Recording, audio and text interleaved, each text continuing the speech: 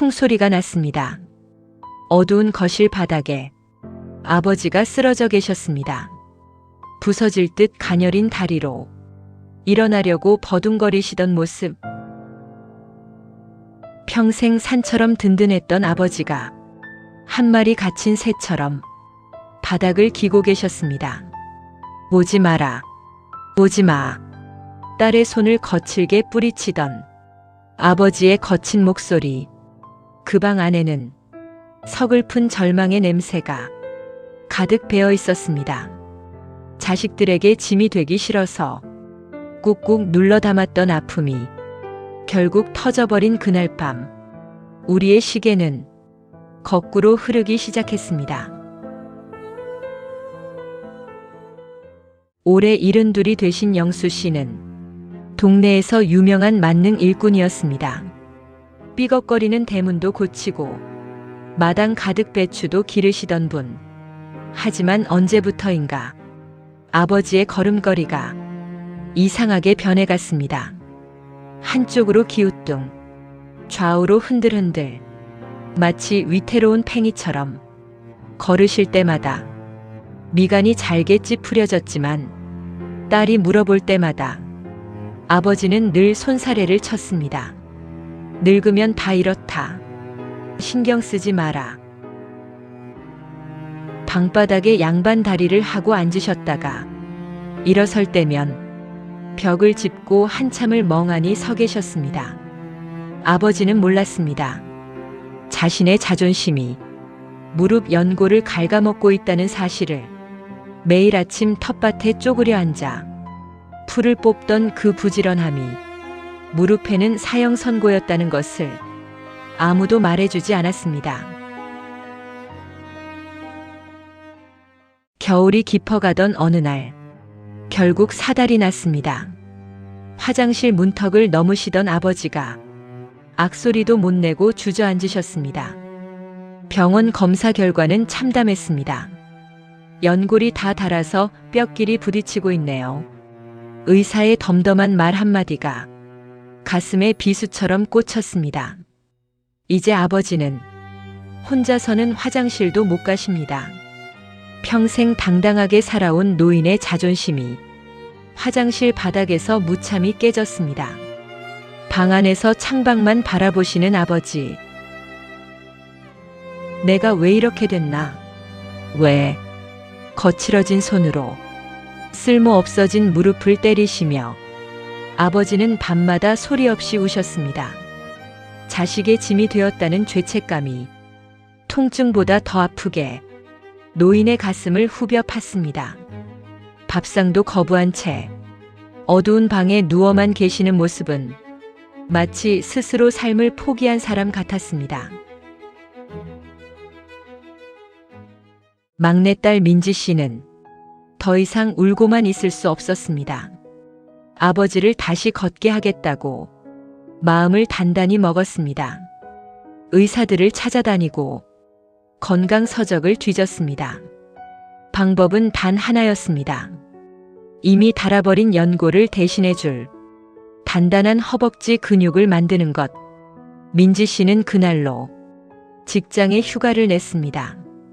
그리고 아버지의 낡은 단독주택을 완전히 바꾸기 시작했습니다. 아버지가 쓰시던 낮고 푹신한 소파를 마당으로 내놓았습니다. 방바닥에 낡은 보료도 치웠습니다. 아버지, 이제 바닥에 앉지 마세요.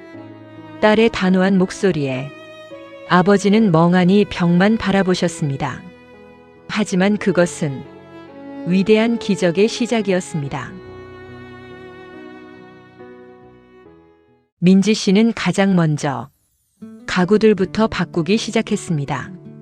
낮은 소파 대신 무릎 각도가 90도가 되는 단단한 식탁 의자를 놓았습니다.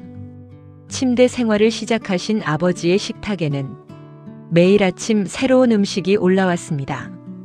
딸은 매일 기름기 없는 소고기를 굽고 부드럽게 삶은 달걀 2개를 아버지 앞에 묵묵히 놓았습니다. 단백질을 드셔야 다리 힘이 생겨요. 아버지는 투덜거리면서도 딸이 껍질을 까준 달걀을 꼭꼭 씹어 삼키셨습니다. 그리고 거실 바닥에는 미끄럼 방지 매트를 촘촘히 깔았습니다. 양말을 벗으신 아버지의 발가락이 바닥을 단단히 지탱하도록 했습니다. 진짜 핵심은 그 고통스러운 밤에 시작되었습니다. 딸은 침대에 누워 계신 아버지의 다리 사이에 두꺼운 쿠션을 끼워 넣었습니다. 아버지, 무릎으로 이 쿠션을 꽉 누르세요. 처음에는 5초도 버티지 못했습니다. 허벅지가 달달 떨리고 이마에 식은땀이 흘렀습니다. 못하겠다. 다리가 안 움직인다. 하지만 딸은 아버지의 발목을 잡고 천천히 하늘을 향해 들어 올렸습니다. 발목을 몸쪽으로 바짝 당긴 채 5초를 버티는 동작. 침대에서 하는 안전한 허벅지 운동이었습니다.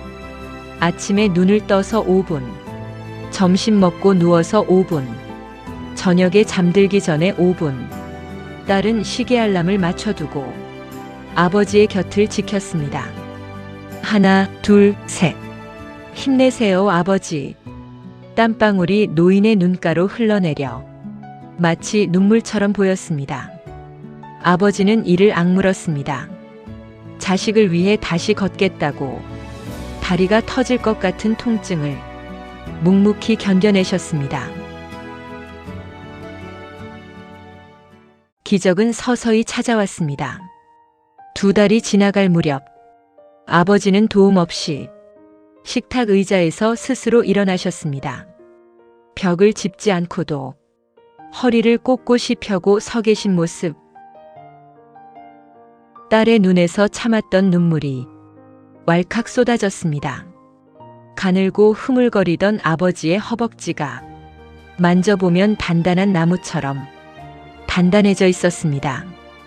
이제 아버지는 거실을 혼자 걸어 다니십니다. 하루 30분씩 하던 침대 운동이 아버지에게 새 삶을 선물한 것입니다. 마당의 텃밭을 바라보시는 아버지의 눈빛에 다시 생기가 돌기 시작했습니다. 민지야, 나 오늘 마당에 나가볼래. 그토록 원했던 순간이 마침내 눈앞에 다가왔습니다. 햇살이 따스하게 내리쬐는 오후, 아버지는 자신의 2발로 마당의 흙을 디드셨습니다. 비록 느리고 조금은 위태롭지만 누구의 도움도 받지 않은 당당한 아버지의 걸음이었습니다. 평생 자식들을 위해 닳아 없어진 무릎. 그 무릎을 다시 일으켜 세운 것은 다름 아닌 딸의 사랑이었습니다.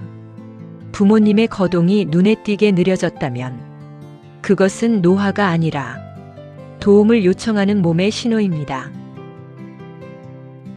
자존심 때문에 숨겨왔던 아버지의 아픔을 이제는 우리가 먼저 안아드려야 합니다. 늦지 않았습니다. 오늘 밤 부모님의 허벅지를 꼭 한번 만져보세요.